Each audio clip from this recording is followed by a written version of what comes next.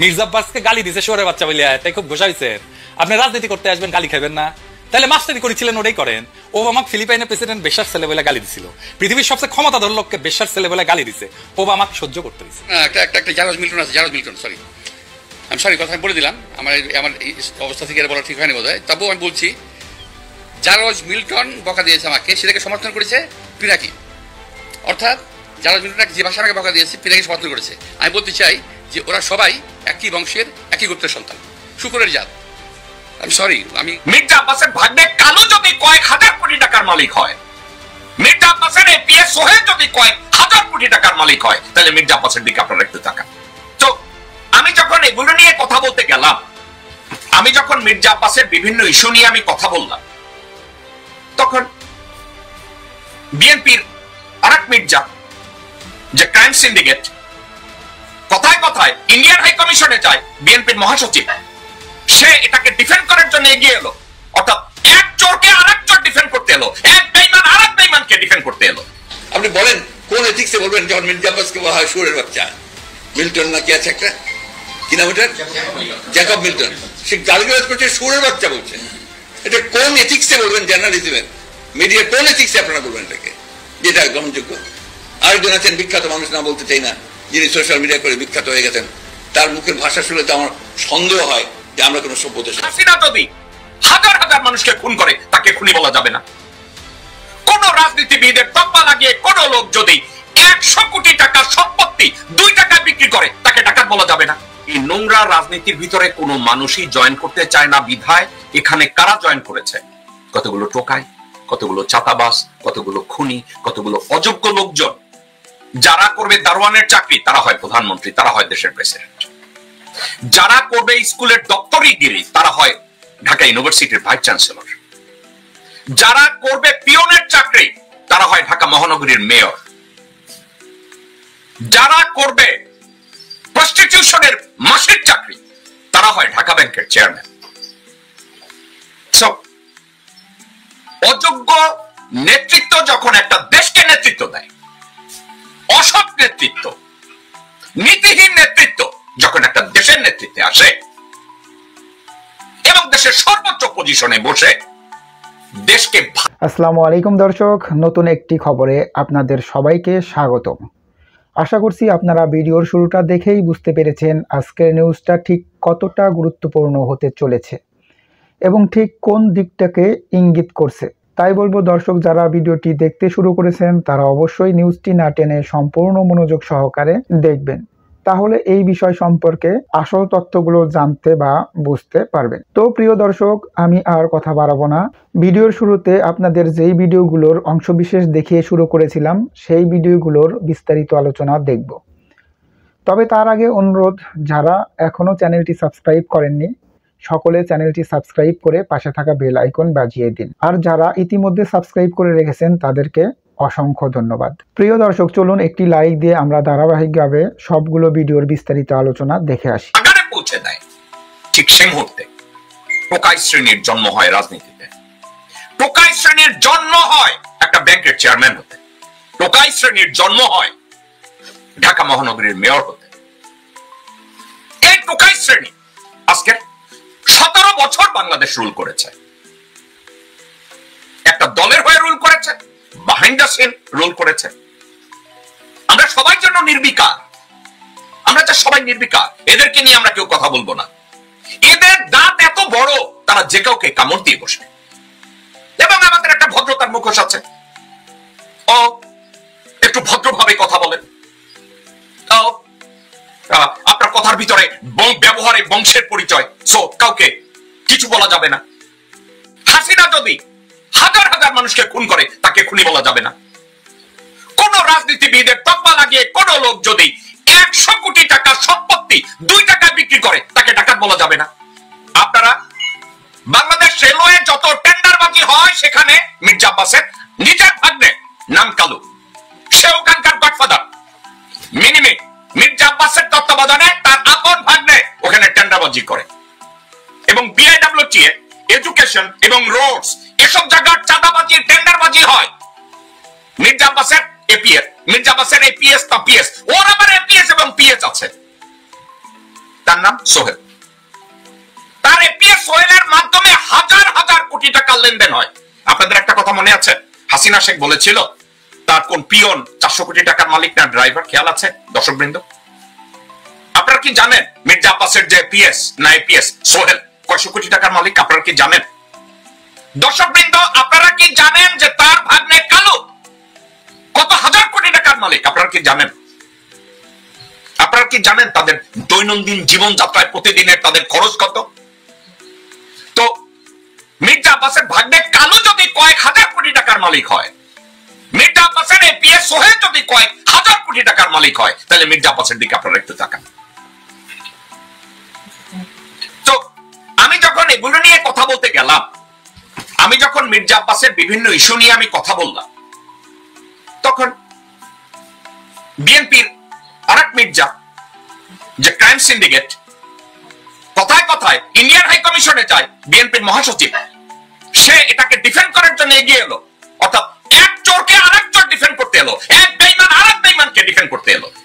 ওই লোকটাকে তাকিয়ে দেখুন সে কি বলে। এখন এখানে সবচেয়ে বড় প্রবলেম দাঁড়িয়ে গেছে আপনার সোশ্যাল মিডিয়া। আপনাদের তো তবু কিছুটা এথিক্স আছে, কিছুটা জবাবদিহিতা আছে, আপনাদের জবাবদিহি করতে হয়। সোশ্যাল মিডিয়াতে কোনো জবাবদিহিতা নাই, জঘন্য ভাষায় কথাবার্তা বলা হচ্ছে। আপনি বলেন কোন এথিক্সে বলবেন যখন মির্জা আব্বাসকে বলা হয় শুয়োরের বাচ্চা? মিল্টন না কি আছে একটা, কি নাম ওটার, জ্যাকব মিল্টন, সে গালিগালাজ করছে, শুয়োরের বাচ্চা বলছে। এটা কোন এথিক্সে বলবেন? জার্নালিজমের মিডিয়ার কোন এথিক্সে আপনারা বলবেন এটাকে যেটা গ্রহণযোগ্য? আরেকজন আছেন বিখ্যাত মানুষ, না বলতে চাই না, যিনি সোশ্যাল মিডিয়া করে বিখ্যাত হয়ে গেছেন, তার মুখের ভাষা শুনে তো আমার সন্দেহ হয় যে আমরা কোনো সভ্য দেশে বাস করছি কিনা। আমি জানি এই কথাটা এখন আমাকে গালিগালাজ শুনতে হবে, আমি জানি। হ্যাঁ, এই যে বিষয়টা হচ্ছে সেগুলো, আমরা যারা পজিটিভ পলিটিক্স করি, আমরা যারা ইতিবাচক রাজনীতি করি, আমরা যারা গঠনমূলক কনস্ট্রাকটিভ পলিটিক্স করি, আমরা ভাঙতে চাই না, আমরা করতে চাই। আমরা যারা সৃজনশীলতার রাজনীতি করি, আমরা শুধু ভেঙে দিতে চাই না। মির্জা ফখরুল সৃজনশীলতার রাজনীতি করে, তার ভাই ফয়সাল আমিনকে দিয়ে ডিসি কে পোস্টিং করায়, আওয়ামী লীগের নেতা কর্মীদের বর্ডার পার করায়, 10 কোটি 20 কোটি 50 কোটি 100 কোটি টাকার বিনিময়ে আওয়ামী লীগের লোকজনদের দুর্নীতির টাকা তার বাড়িতে হেফাজত করে। তো মির্জা আব্বাসকে উনি ডিফেন্ড করতে আসলেন, মির্জা আব্বাসকে উনি যথাযোগ্যভাবে ডিফেন্ড করলেন, কিন্তু একটা কাজ করেন নাই। আমি কেন মির্জা আব্বাসকে গালি দিয়েছি, কি প্রসঙ্গে দিয়েছি, এই সাবজেক্টটা কোনো মাথা ঘামান নাই। আমি যখন এই ধরনের মির্জা আব্বাস সম্পর্কে কথাবার্তা বলি, নিউ ইয়র্কে বাংলাদেশের পরিচিত মুখ খালেদ মহিউদ্দিন নামের এক সাংবাদিক, যাকে কিছুদিন আগে আমি গালিগালাজও করেছি, এই খালেদ মহিউদ্দিন মির্জা আব্বাসের একটা কথাকে কোট করেছে। মির্জা আব্বাস বলেছে, আমরা এই অন্তর্বর্তীকালীন সরকারের কোন সংস্কার, কোন রিফর্ম আমরা মেনে নেব না, আমরা ক্ষমতায় যাওয়ার সাথে সাথে সমগ্র রিফর্ম আমরা ক্যান্সেল করে দেব। এখন কথা হচ্ছে, গত 53 বছরে বাংলাদেশের কোন রাজনৈতিক দল কোন প্রকার রিফর্ম করতে পারে নাই। বিএনপি 2 বার বা 3 বার সরকার গঠনের পরেও কোন প্রকার রিফর্ম করতে পারে নাই। কিভাবে রিফর্ম করবে, যেখানে মির্জা ফখরুল, মির্জা আব্বাস, আমির খসরু মাহমুদ, ইকবাল টুকু, সানা ওবায়েদ, রুমিন ফারহানা, আমানুল্লাহ আমান, এসব সালাউদ্দিন, এদের মতো রক্তচোষা মির্জাফর যখন তাদের মধ্যে থাকে, তো যখন এই ধরনের আলাপ আলোচনা হয়, এই আলোচনার মধ্যে খালেদ মহিউদ্দিন মির্জা আব্বাসকে নিয়ে একটা কথা বলেছে। শুনুন খালেদ মহিউদ্দিন কি বলেছে। বিএনপির স্থায়ী কমিটির সদস্য জনাব মির্জা আব্বাস, আপনি যে বলছেন ওদের হাতের, ওদের কলমের কোন সংস্কার আমরা সহজে মেনে নেব না, সংস্কার যদি করেন আমরা কারেকশন করব। কারণ কি, সংস্কার মানবেন না কেন? আপনারা যদি সংস্কার না মানবেন, আপনাদের একটা কথা মনে করে দিই, আপনাদের আন্দোলনের মধ্যে কিন্তু শেখ হাসিনা রেজিমের পতন হয় নাই। আপনাদের স্টেক কতটা আছে সেটা ভাইবা কথা বলে। তো খালেদ মহিউদ্দিন এই বিষয় নিয়ে কথা বললো। আমি খালেদ মহিউদ্দিনকে অন্য একটা বিষয়ে গালিগালাজ করেছি, কিন্তু যে বিষয়ে এখানে কথা বলেছে আমি তার এই বিষয়টাকে সাপোর্ট করি। আমি তো বাংলাদেশের দালাল, আপনাদের মনে আছে তো? আমি বলেছি আমি তাকে পছন্দ করি আর না করি তাতে কিচ্ছু আসে যায় না। বাংলাদেশের পক্ষে যারা কথা বলবে আমি তার পক্ষে আছি, আমি বাংলাদেশের দালালি করি রে ভাই। তো খালেদ মহিউদ্দিন যখন বলে যে এই মির্জা আব্বাস, আপনাদের হাসিনার পতনে, স্বৈর শাসকের পতনে আপনাদের তো কোনো ভূমিকা নাই, আপনারা তো তাদের সহকর্মী ছিলেন, আপনারা তো হাসিনাকে অ্যাসিস্ট করেছেন 17 বছর ক্ষমতায় থাকার জন্য, তাইলে ডক্টর মোহাম্মদ ইউনূসের নেতৃত্বাধীন অন্তর্বর্তীকালীন সরকারের সংস্কারকে আপনি কেন মেনে নেবেন না? খালেদ মহিউদ্দিন এই কথা বলল, পিনাকি ভট্টাচার্য প্যারিস থেকে এটা নিয়ে কথা বলল, আমি এটা নিয়ে কন্টিনিউয়াসলি কথা বলছি। যখন আমরা এগুলো নিয়ে কথা বলছি তখন মির্জা আব্বাস আর টিকে থাকতে পারে নাই। তখন সে প্রেস কনফারেন্সে এই কথা, এক ভদ্রলোক যিনি, আমি নাম নিচ্ছি না, তবে আপনি বুঝে নিন, যিনি দরবেশের সালমান রহমানের টাকা খেয়ে মোটা হয়েছেন, স্বাস্থ্য ভালো করেছেন, চেহারা সুন্দর করেছেন, লম্বা লম্বা কথা বলেন বাইরে থেকে। খুব দুর্ভাগ্যজনকভাবে উনি আমার সঙ্গে কালকে বাজে কথা বলেছেন। তো বলতে থাকুক, আমি বলেছি না কচু খেতে শুকর পড়েছে, আমি শুকরের পর্যায়ে ধরি ওনাদেরকে। তো আরেকজন আছে ফ্রান্সে, খুব আরেকজন আছে একজন ওখানে, কি বলে এটা একটা নাম, ওটা হলো কি বলে এটাকে, একটা না না না একটা একটা একটা জারজ মিল্টন আছে, জারজ মিল্টন, সরি কথা আমি বলে দিলাম, আমার এই অবস্থা থেকে বলা ঠিক হয়নি বোধ হয়। তবুও আমি বলছি, জারজ মিল্টন বকা দিয়েছে আমাকে, সেটাকে সমর্থন করেছে পিনাকি। অর্থাৎ জারজ মিল্টন যে ভাষা আমাকে বকা দিয়েছে, পিনাকি সমর্থন করেছে। আমি বলতে চাই যে ওরা সবাই একই বংশের, একই গোত্রের সন্তান। কোনো ভদ্রলোককে এভাবে গালি দিতে পারে না। আমি ঢাকার মানুষ, আমি ইচ্ছা করলে ওরা যে ভাষা গালি দেয় তার চেয়ে জঘন্য ভাষা গালি দিতে পারি, কিন্তু আমার বাপ মা, আমার পরিবার এটা আমাকে শেখায় নাই। ওরা যেটা বলছে এবং বলেছে এটা ওদের পরিবার থেকে শেখানো, ওরা ওই পরিবার থেকে করে আসছে, শুকরের জাত। আমি সরি, আমি কথাগুলো বললাম বাধ্য হয়ে, যে আমি যে বলেছি আগে, আজকে বলে এখন বললাম যে এখনো যে সংস্কারের কথা বলার কারণে আমি নাকি সংস্কার মানি না। আমি বলছি ওই সংস্কার মানি না যে সংস্কারটা দেশের মানুষের প্রয়োজন নাই। আমি সে কথা বলেছি। তারা যদি ভুল বুঝে এবং দরবেশের টাকা খেয়ে শরীর স্বাস্থ্য ভালো করে বিদেশে থেকে এই দেশের রাজনীতিবিদদের সম্বন্ধে উচ্চারণা করে, গালিগালাজ করে, এবং আমি আশ্চর্য হয়ে গেলাম, প্রথম গালিগালাজ শুরু করলো তারা আমাকে, তারপরে তারা শুরু করলো আমাদের সেক্রেটারি জেনারেল মির্জা ফখরুল সাহেবকে, তারপর তারেক রহমান সাহেবকে, আমাদের অ্যাক্টিং চেয়ারম্যান, এমনকি তার পরিবার সম্পর্কেও তারা কথাবার্তা বলা শুরু করেছে। মির্জা আব্বাস, প্রথম আমি খালেদ মহিউদ্দিনকে দিয়ে শুরু করি। আপনি বলেছেন সালমান রহমানের টাকা খেয়ে একটু শরীর মোটা করেছে, তরতাজা করেছে, দেখতে সুন্দর হয়েছে। খালেদ মহিউদ্দিন সবসময় আপনার চেয়ে দেখতে সুন্দর। খালেদ মহিউদ্দিন যে মুহূর্তে যোগ্যতা অর্জন করে বিসিএস পরীক্ষা দিয়েছে এবং তারপরে লেখাপড়া করে যোগ্যতা ভিত্তিক বিচারে চাকরি পেয়েছিল, ম্যাজিস্ট্রেটের চাকরি, তো দেখতে তখন থেকেই ভালো ছিল। ওর পিছনে মেয়েরা এমনি লেগে থাকতো, ওর চেহারা সুন্দরের দরকার ছিল না। এখন একটা মানুষ যখন তার পেশা পরিবর্তন করে, সে চিন্তা করেছে মিডিয়া সে ভালো করবে, কথাবার্তা সে ভালো বলে। সে সালমান রহমানের মতো একজন পিশাচ তাকে টার্গেট করেছে, ওই পিশাচ ইন্ডিপেন্ডেন্টে তাকে টেনে এনেছে, তাকে প্রডিউস করেছে, তার টাকা খেয়েছে। এখন সালমান রহমান কোথাকার কোন আলা হযরত? সালমান রহমান হলো বাংলাদেশের সবচেয়ে বড় চোর, ব্যাংক ডাকাত, দর্শক, খানকি পোলা, শুয়োরের বাচ্চা। এখন খালেদ মহিউদ্দিন যদি এই খানকি পোলার কাছ থেকে পয়সা খেয়ে থাকে, ওই টাকা খাওয়া তো ভালো, ওটা তো হালাল। কারণ খালেদ মহিউদ্দিন তো কাজ করে পয়সা নিয়েছে, খালেদ মহিউদ্দিন কি বিনা কাজে পয়সা নিয়েছে? কিন্তু খালেদ মহিউদ্দিন কি তোমার মতো চাঁদাবাজি করে, জমি দখল করে, সায়দাবাদে সালাউদ্দিন এমপির সব গুন্ডা পান্ডাদের তারাই ওই পরিবহন বাণিজ্যে প্রতিদিন 1 থেকে 1.5 কোটি টাকা কামাইয়া তো শরীর মোটা করে দেয় রে শুয়োরের বাচ্চা, এই হারামজাদার বাচ্চা? খালেদ মহিউদ্দিন কি তোর মতো গাবর হয়েছে? তুই একবারও রেসপন্ড করিস নাই, তুই কত জমি, রেলের জমি বিক্রি করছিস, তুই একবারও বলিস নাই পরিবহনে তুই কত টাকা দুর্নীতি করতেছিস, তুই একবারও বলিস নাই রেলওয়ে টেন্ডারবাজি বউরে কতবার বিক্রি করছিস। তোর এখন খালেদ মহিউদ্দিনের চেহারা দেখে তোর হিংসা লাগে? হ্যাঁ শুয়োরের বাচ্চা, খালেদ মহিউদ্দিনের বলবো বটলে ভরে তোর জন্য 1 বটল যেন পেশাব পাঠিয়ে দেয়। শুয়োরের বাচ্চা, তুই খালেদ মহিউদ্দিনের মুখ খা। দর্শকবৃন্দ, এই মির্জা আব্বাস তার এই মন্তব্য দেওয়া, মির্জা ফখরুলের এই মন্তব্য দেওয়ার পরে প্যারিস থেকে ওই যে ভদ্রলোক যাকে তাকে খালেদ মহিউদ্দিনকে আমাদেরকে শুয়োর বানাইছে, ওই ভদ্রলোক ছোট্ট একটু কথা বলছে। মির্জা আব্বাসকে গালি দিছে শুয়োরের বাচ্চা বলে, তাই খুব ঘোষাইছেন আপনি রাজনীতি করতে আসবেন, গালি খাবেন না। তাহলে মাস্টারি করেছিলেন ওটাই করেন। ও আমাকে ফিলিপাইনের প্রেসিডেন্ট বেশার ছেলে বলে গালি দিছিল, পৃথিবীর সবচেয়ে ক্ষমতাধর লোককে বেশার ছেলে বলে গালি দিছে, ও আমাকে সহ্য করতে হয়েছে। দর্শকবৃন্দ, আমি পিনাকি ভট্টাচার্যের রেফারেন্সটা এই জন্য দিলাম। পিনাকি ভট্টাচার্য সৃজনশীল একটা রাজনীতি নিয়ে কথা বলেছে। সে কথাটা কি? কোন দেশের রাজনীতি যারা করে তাদের চামড়া হাতির বা গন্ডারের চেয়েও মোটা থাকতে হয়।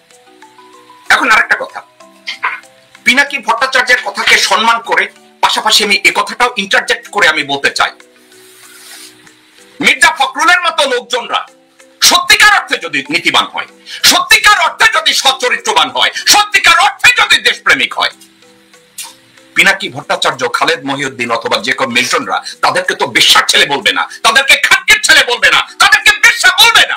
চরমোনাই জামাত ইসলামী এনসিপির বিরুদ্ধে মির্জা আব্বাস বক্তব্য দিতে যে লিমিট ক্রস করেছেন, ধৃষ্টতাপূর্ণ বক্তব্য দিয়েছেন।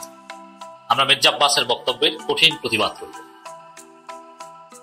দর্শক, এনসিপি কে বলেছেন চিলড্রেন্স পার্টি।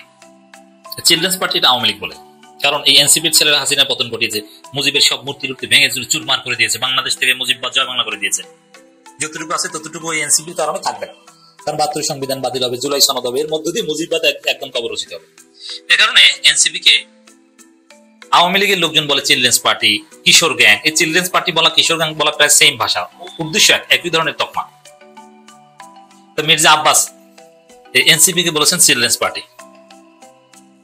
আবার চরমোনাই জামাত নাম ধরে ধরে আলাদা আলাদা রুটিন করে সমালোচনা করছেন। সমালোচনা করতে পারেন, কিন্তু লিমিট ক্রস করতে পারেন। মিস্টার পীর সাহেব চরমোনাই বিরুদ্ধে যে স্লোগান, তাকে নেশাখোর বলা, যুবদলের নেতা এটি কিনেছি, মিথ্যাবাদী বলা, মানে এই ধরনের স্লোগান, এটা লিমিট ক্রস। তারেক রহমানের বিরুদ্ধে স্লোগান দিতে পারে, কারণ তারেক রহমান কোনো পবিত্র সত্তা নয়, তিনি একজন বিতর্কিত পলিটিশিয়ান, তার বিরুদ্ধে মানুষ বলতে পারে। কিন্তু পীর সাহেব চরমোনাইয়ের বিরুদ্ধে শুধু রাজনৈতিক বিরোধিতা করাটা গণতান্ত্রিক অধিকার, কিন্তু তার যে ধর্মীয় গ্রহণযোগ্যতা, তিনি একজন ধর্মগুরু, তিনি একজন তরিকতের আমির, এই জায়গাটায় আপনি গালি দিতে পারেন না, তাহলে আপনি ধর্মই মানেন না। আপনার বাবা মার জানাজা কার মাধ্যমে পড়াবেন সেটা খুঁজেন, আপনি মরলে জানাজা পড়াবে কে সেটা খুঁজেন। তো দর্শক, মির্জা আব্বাস লিমিট ক্রস করেছে। তো মির্জা আব্বাসের বক্তব্যের প্রতিবাদ বা এবং বিশ্লেষণ করার আগে মির্জা আব্বাস সম্পর্কে একটু বুঝতে হবে। মির্জা আব্বাসকে, তিনি কোনো অশিক্ষিত একজন ব্যক্তি, তার কথার মধ্যেই অশিক্ষা পাওয়া যায়। সরওয়ার্দী কলেজ থেকে ডিগ্রি পাস, থার্ড ক্লাস না, সেকেন্ড ক্লাস না, থার্ড ক্লাস, মানে কোনো সরকারি চাকরি বা কোনো কেরানি চাকরি পেতেন না, এই হচ্ছে তার শিক্ষাগত যোগ্যতা। একজন পুরী ব্যবসায়ীর ছেলে, যিনি একসময় নিজে ছিলেন গরুর দালাল, গরুর হাটের ইজারাদার, তিনি এখন ব্যাংকের মালিক। এই হচ্ছেন মির্জা আব্বাস। মির্জা আব্বাসের লোকজন এই ঢাকার একটা বড় অংশের চাঁদা উঠান, এর মানে একজন প্রফেশনাল চাঁদাবাজ মির্জা আব্বাস, সব চাঁদার ভাগ পান। মির্জা আব্বাস একজন বেঈমান।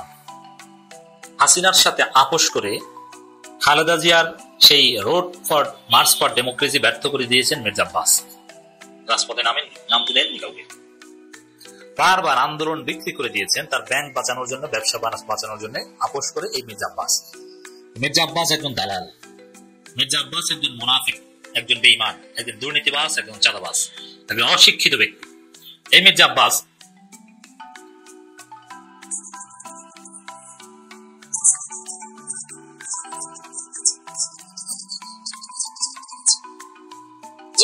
রাজার হাত থাকতো, সহজে ধরা পড়তো না মির্জা আব্বাস, মাঝে মাঝে ধরা পড়লো।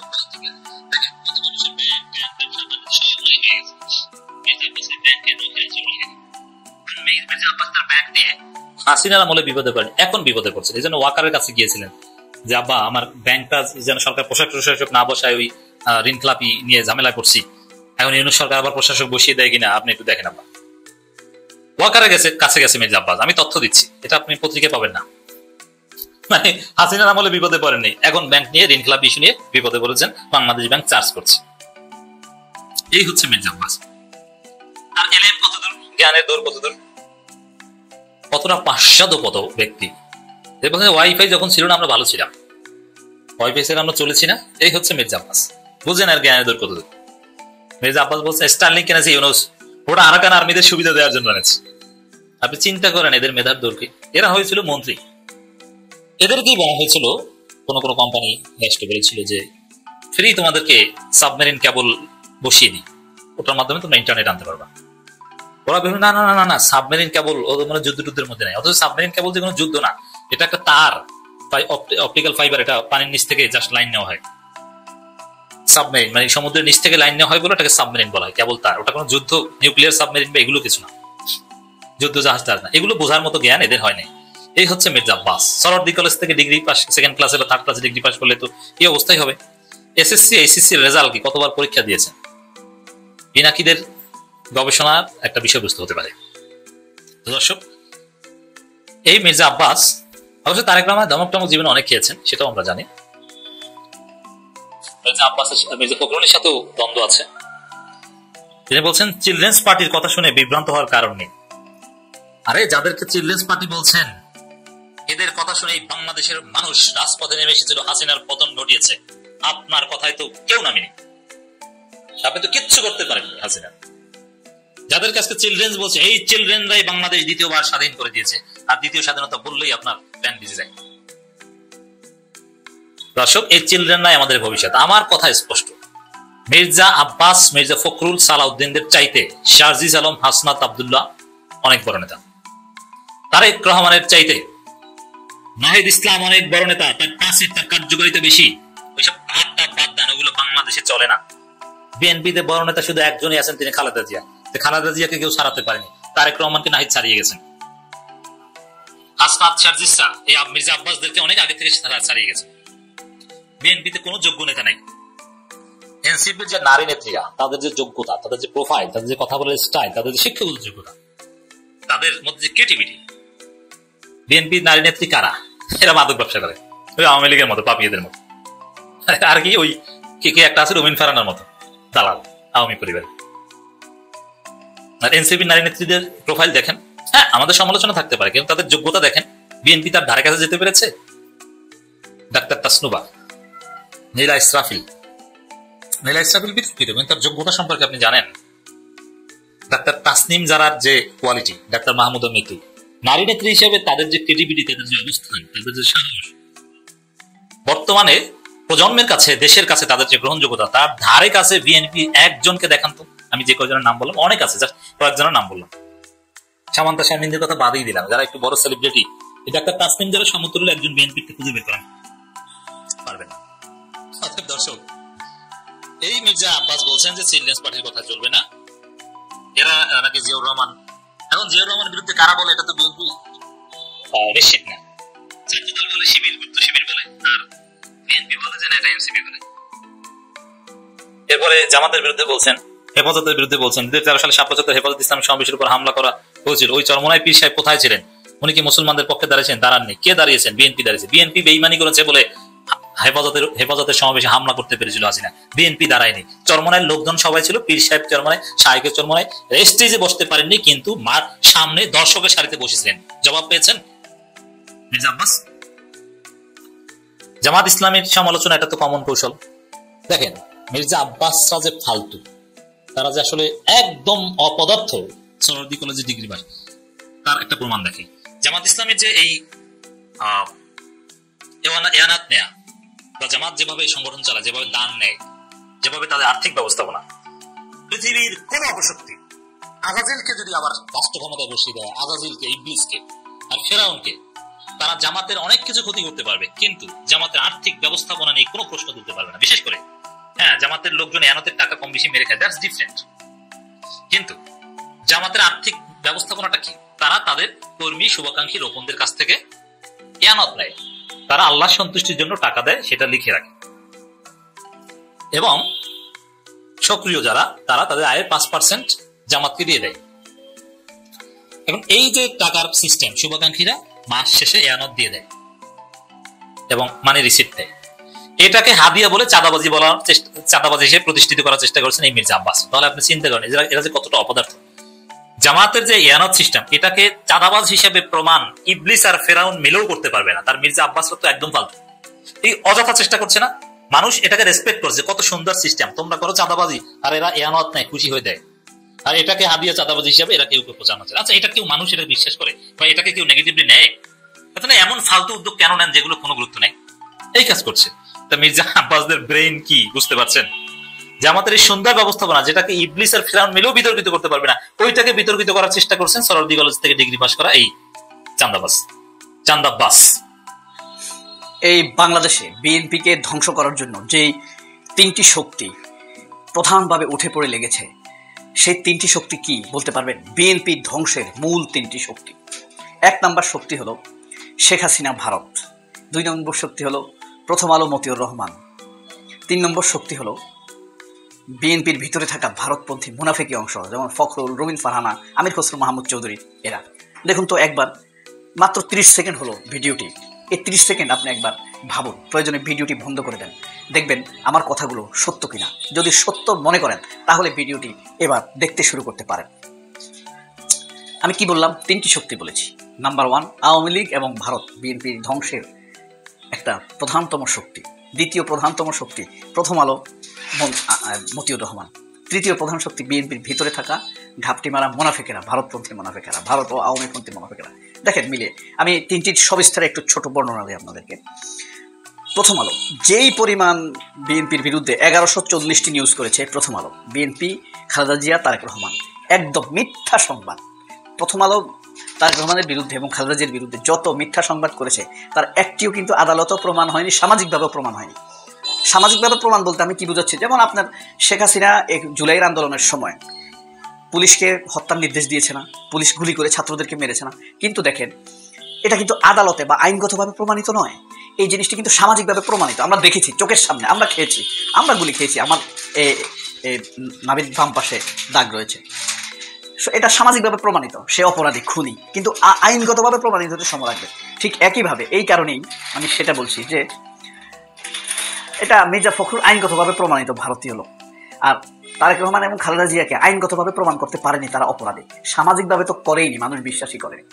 সেই প্রথম আলো একটা প্রধান শক্তি। আর আওয়ামী লীগ তো শেখ হাসিনা, খালেদা জিয়ার নামে, তারেক রহমানের নামে যত মিথ্যা 10টা গস্ত মামলা, খালেদা জিয়ার তারেক রহমানের বিরুদ্ধে অভিযোগ ছিল না, তারপরও সেগুলো দিয়ে তারা আদালতের মাধ্যমে মিথ্যা রায় দিয়ে তাকে অপরাধী সাব্যস্ত করেছে। ঠিক একইভাবে 21 আগস্টের গ্রেনেড হামলা মামলা, তারেক রহমানের বিরুদ্ধে কোনো এজাহার, কোনো অভিযোগ চার্জশিটে কোনো রকমই নামে ছিল না, কিন্তু তারপরও শেখ হাসিনার নির্দেশে 4বার আয়ও পরিবর্তন করে, আয়ু মানে ইনভেস্টিগেশন অফিসার পরিবর্তন করে তারেক রহমানের নাম এই 21 আগস্টের গ্রেনেড হামলা মামলায় ঢুকানো হয়েছে। এটার জন্য কাজ করেছে কে? হ্যাঁ, যে বখতিয়ার, সম্ভবত একজন ডিবি কর্মকর্তা ছিল, ঢাকা মহানগর ডিবি। হ্যাঁ, তারপরে দেখেন এই, অথচ ফাইনালি বিএনপির ধ্বংস করার জন্য যেই শক্তিগুলো সবচাইতে বেশি কাজ করেছে সেই শক্তিগুলোর সাথে দহরম বেঁধেছে মির্জা ফখরুল। খালেদা জিয়ার বিচার হতে হবে এই কথা বলেছে প্রথম আলো সম্পাদক মতিউর রহমান। তারেক রহমানের বিচার হতেই হবে, না হলে দেশের ন্যায় বিচারের প্রতি মানুষের আস্থা নষ্ট হবে। ফাঁসি চেয়েছে, তারপর বলছে বিচার কার্যকর হতে হবে। এইভাবে তারা কথা বলেছে। সেই প্রথম আলোর ছায়াতলে বারবার মির্জা ফখরুল, বিএনপির শত্রুর ছায়ায় ফখরুল কেন যায় সেটি একটা বারবার যায়। ফখরুলের ফকরামি, এটা হলো ফখরুলের রাজনৈতিক ফটকামি। আরও আশ্চর্যের বিষয় হলো সেই ফটকামি তো করেছেই সে, প্রথম আলোর দরিদ্র, মানসিকভাবে অত্যন্ত দরিদ্র, মুনাফিক এবং বিএনপি বিরোধী মেন্টালিটির প্রকৃতপক্ষে এই ফখরুল প্রথম আলোর কার্যালয়ে ছুটে গিয়েছে সাক্ষাৎকার দেওয়ার জন্য। সাক্ষাৎকার তো দেয়নি, তার সাক্ষাৎকারে শুধু কোনো সুবিবেচনার ধর ছিল না। শেখ হাসিনার বিচার হওয়া, জুলাইয়ের হত্যা, নির্যাতন, তারেক রহমানের বিরুদ্ধে অত্যাচারের স্টিম রোলার, খালেদা জিয়াকে হত্যার চেষ্টা, এইসব নিয়ে কিন্তু মির্জা ফখরুলের কোনো কথা ছিল না। সেখানে তার যত আলাপ ছিল এই দেশে নাকি জঙ্গি পন্থার উত্থান ঘটছে। প্রথম আলোকে সাক্ষাৎকার দিয়ে সে বলেছে দক্ষিণ পন্থার উত্থান ঘটেছে, উগ্রপন্থার উত্থান ঘটেছে, এটি দেশের জন্য একটি আতঙ্কের বিষয়। প্রথম আলোতে এটি সে দিয়েছে। এটা খুবই আশ্চর্যজনক এবং হৃদয় বিদারক ঘটনা। অথচ এই উগ্রপন্থা, দক্ষিণপন্থা, জঙ্গিপনা এসবের কথা বলেই বাংলাদেশের মানুষের উপরে নির্মম অত্যাচার চালানো হয়েছে। প্রথম আলো পুলিশের সাথে মিলে, আওয়ামী লীগের সাথে মিলে একসাথে হয়ে তারা এদেশের মানুষকে জঙ্গি বানিয়েছে, জঙ্গি কার্ড খেলেছে তারা। এই ভয়ঙ্কর নিদারুণ পরিস্থিতির বিচার না চেয়ে এই ফটকা মির্জা ফখরুল ইসলাম আলমগীর তারা এটা নিয়ে উদ্বিগ্ন প্রকাশ করছে। অর্থাৎ তার ভিতরে একটা ইসলাম ফোবিয়া পাওয়া গিয়েছে। মির্জা ফখরুলের ভিতরে সে আসলে ইসলাম ফোবিয়ার একটা লোক। অথচ এই প্রথম আলো খালেদা জিয়াকে নিয়ে কি করলো? শহীদ জিয়াউর রহমানকে তো জঙ্গি বানিয়ে দিয়েছে, পাকিস্তানের চর বানিয়ে দিয়েছে। জিয়াউর রহমানের বিরুদ্ধে মতিয়া চৌধুরী, খালেদা, শেখ হাসিনা যা বলতো বিশ্রী নোংরা ভাষা, শেখ সেলিম সবকিছু নিজেদের বক্তব্য বলে কোট করতো এই প্রথম আলো। অথচ ফখরুলের তাহলে অবদানটা কি? আসলে বিএনপির জন্য ফখরুলের অবদান কি বলতে পারবেন? বিএনপির জন্য ফখরুলের কোনো অবদান নেই, বরং সেই বিএনপিকে ধ্বংস করার জন্য। আমরা কিভাবে বুঝবো ফখরুল দেশপ্রেমিক? কোন ঘটনা, কাজের কারণে ফখরুলকে আপনার দেশপ্রেমিক বলবেন? একটা ঘটনা বলতে পারবেন যে ফখরুল, এই ঘটনাটার কারণে ফখরুল দেশপ্রেমিক? আমি মোটেই দেখতে পাচ্ছি না, খুঁজে পাচ্ছি না।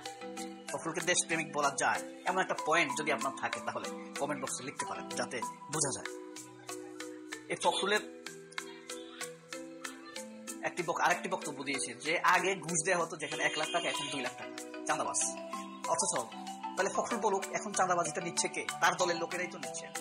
তার ডিমান্ড বেশি থাকার কারণে দলের নেতা কর্মীদের কাছে ফখরুলের ডিমান্ড বেশি ছিল যে তোমরা এখন চাঁদার পরিমাণ বাড়াইতে হবে। চাঁদার পরিমাণ যদি না বাড়ায় তাহলে দল চলতে পারবে না। এখন ডিমান্ড বেশি থাকার কারণে সামনে নির্বাচন, চাঁদাবাজরাও বেশি ফিল্ড পর্যায় থেকে বেশি পরিমাণ চাঁদা কালেকশন করতে হয়। তো তুমি যদি কমাই দাও যে আমাকে এত বেশি দিতে হবে না, তাহলেই তো তোমার নেতা কর্মীরা আর মাঠ থেকে এত বেশি চাঁদা দিবে না। সেটি তো স্পষ্টত অন্তত করা যায়। সেই জিনিসটা ফখরুল যদি করে তাহলে তো সেই ক্ষেত্রে আর কোনো বাধা থাকার কথা না। দর্শক, আশা করি সবগুলো ভিডিওই আপনি মনোযোগ সহকারে দেখেছেন। সেই সাথে দর্শক, এই ভিডিওগুলো সম্পর্কিত যদি কোনো তথ্য বা মতামত থাকে তাহলে অবশ্যই কমেন্টস করে জানিয়ে দিন। এতক্ষণ সাথে থাকার জন্য ধন্যবাদ। আবার দেখা হবে আগামী ভিডিওতে কোনো নতুন টপিকস নিয়ে। সকলের সুস্বাস্থ্য কামনা করে বিদায় নিচ্ছি। আল্লাহ হাফেজ।